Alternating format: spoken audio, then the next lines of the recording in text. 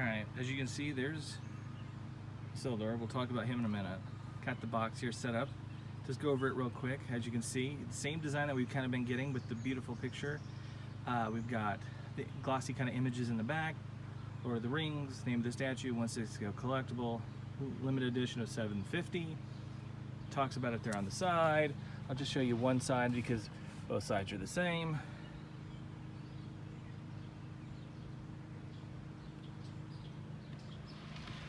I love these concept art images they're putting on the back. Sauron looking over the battlefield before the Battle of the Last Alliance. You'll see this picture in a lot of art books that deal with Lord of the Rings, from the film specifically, I guess I should say.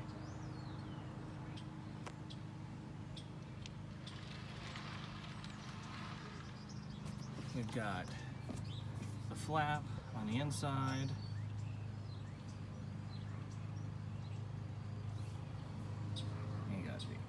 Outer part of the flap, someone working on the finer end details. Now the sculptor of this piece is Daniel Cockersole, which that's obviously not Daniel in the picture if you go check out the website. So I'm assuming it's just one of the people that worked on it as well, that's not named on the base.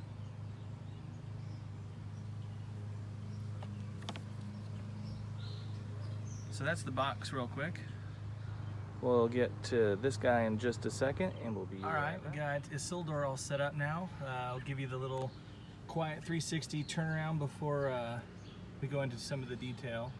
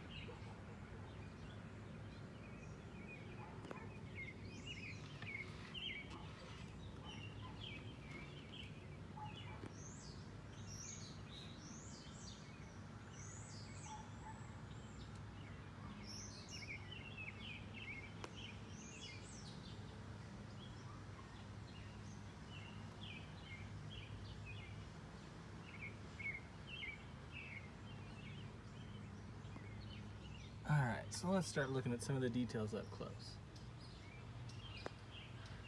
Got the new clear resin that Weta started using. This is the first one that shipped with it.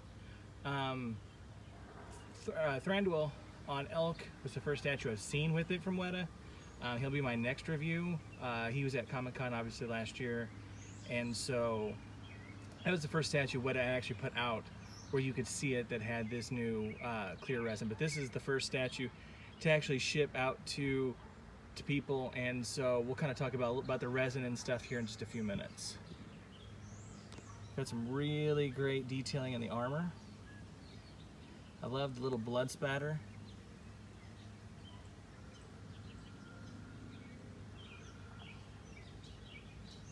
This armor, the armor of the Gondorian culture, I just absolutely love it. It's just so well done, so cool, and how Peter Jackson took what was somewhat described in the books and everything, and they were able to just bring it to life and make it look really neat. And then obviously, the awesome folks at Weta that could, capture all these details and took painstakingly hours to do it, and then, have people be able to recreate it in this detail, in this size.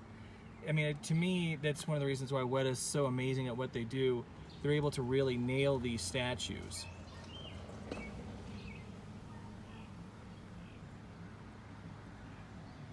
And we got Isildur's head here, or Isildur's head, Sauron's helmet. All right, so we got Sauron's helm here. Sorry about the weird cut, and this guy's had to take a phone call real quick. Sauron's helmet here is actually the same Sauron's helmet that was on the old statue from the Weta line. So it's the same mold, same helmet. You can't use it for the statue if you have a helmet problem. The inside of it's not the same. He has a magnet here, or a little peg piece that goes in here. The helmet's really well done. You can see, let me get in here.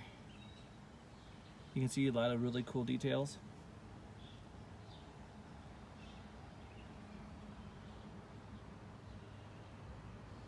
As you can see, it's hollow inside. So that's pretty slick. Super well done. Metal looks worn and aged, and it's a massive size helm. So it's really cool. Base is really well done. You've obviously got the matte base. You got the rocks. Slide over here. You got the shards of Narziel here. And we'll talk about the other part, what's left of the sword here in just a second. You got his sword hilt. And the painting and everything on all of this is really well done. I mean, the detailing on the leather work is really good. The paint is a beautiful gold metalish looking paint. I love the detailing on the outfit, matches what we saw perfectly. Like I said earlier, the detail and the painstaking huge effort that has to go into creating these little pieces of chain link is really cool. And there's just a ton of detail. You can see how there's some chains missing. You can see down here, some of it's been torn up in battle. You got some cool metal here on his shin bone.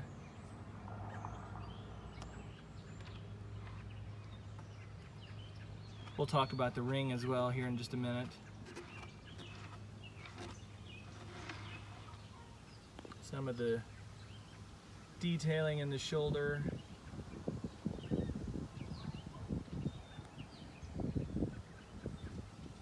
The sword in the hand, as I almost tried to drop my phone here, the sword in the hand are one piece. They slide up into the forearm. The sword is metal, which I love. I'm glad they did that on this piece. I really love that little bit of fine detailing. It's got some worn marks on the sword, so that's really cool. As you notice, it doesn't have any of the runes down the middle. That was saved for after the sword was put back together.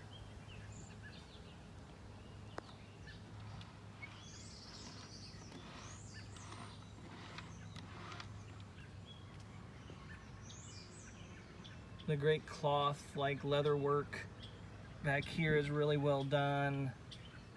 Got some great detailing back here on the little gold outlying parts. And the thing is it's the paint job on it is even really well done. There's not missed parts, there's not, to me there's no little missed paintings. There's worn marks which you would expect to see. So I really like that. You've got the buckles here on the back of the back of the shin guard. Tied to his boot. That's really well done as well.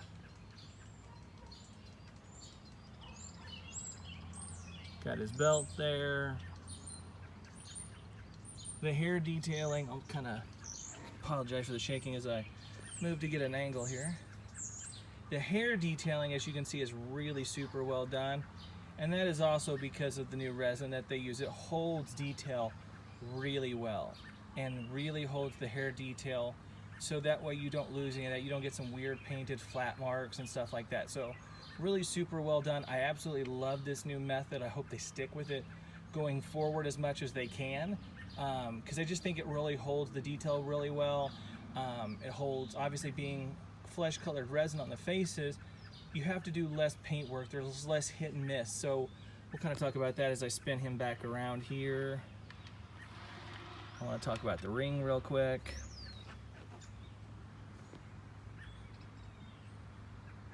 So we have the ring, and if you notice, it looks a little large.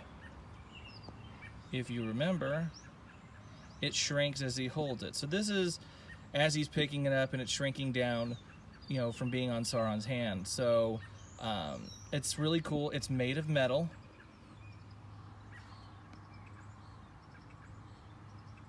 That's really neat. I love this. I absolutely love this statue. It is one of my all-time favorites. It's one of their best pieces ever. It's not a question. It's a definite contender for Statue of the Year for 2018. It's just super well done. This was a surprise announcement not long after Comic-Con. You know, it wasn't at Comic-Con, I guess is basically what I'm trying to say. Just really super well done. Absolutely love it. Cool. The blood markings that were used on it from battle are really well done. They're applied in the right spots. They're not heavy-handed. It's really, really good. All right, so let me kind of get in a good spot here. Get you a little bit up close look at Isildur's face. Now, as you can see, this clear resin is super awesome. It holds a certain skin color to begin with. Now, they can apply paint to it, they can apply shading to it to add or subtract as they need to, but the flesh colored resin, the great thing about it is it gives them a consistent point to start with. You don't have, you know, the gray polystone or whatever coming out and then hoping that your painter can nail the human skin tone time after time. This takes a lot of that out. It holds a lot of great detail. As you can see, even in the beard hairs, if I can get that look for you, have some pretty cool stuff. The face is really well done. It looks human-like. The eyes on this are really cool. It's just super, super well done. Kind of back up so you can see this thing from a distance. Really, really awesome piece. I absolutely love this piece. He's $3.99. He's limited to 750 pieces worldwide. He's low stock, so not too many more of him floating around would be my guess.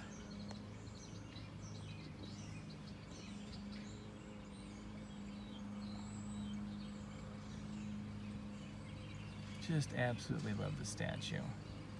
One of my all-time favorites.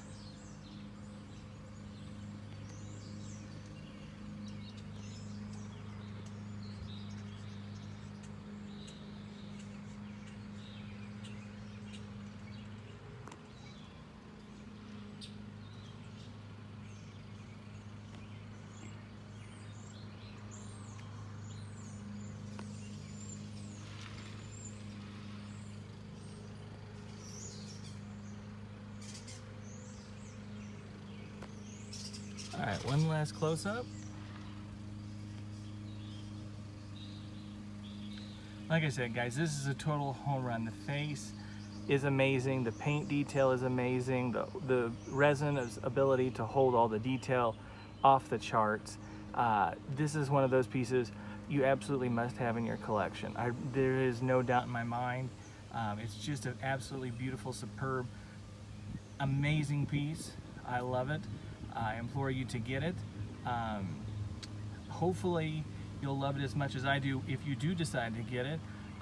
Also want to talk real quickly about, before I let you go, please come check out our new collectors club. TheOneRing.net has a collectors club on Gemmer. I'll put the link in the description below.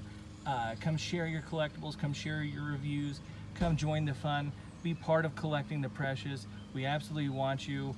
We've got a great contest going on right now. You can check out the video on the page. You can check the video, the video out, the link to it on this YouTube channel. The contest link page will be also in the description, so that way you can get that as well. Thank you guys for all the support. Till next time when we do Thranduil, thank you guys.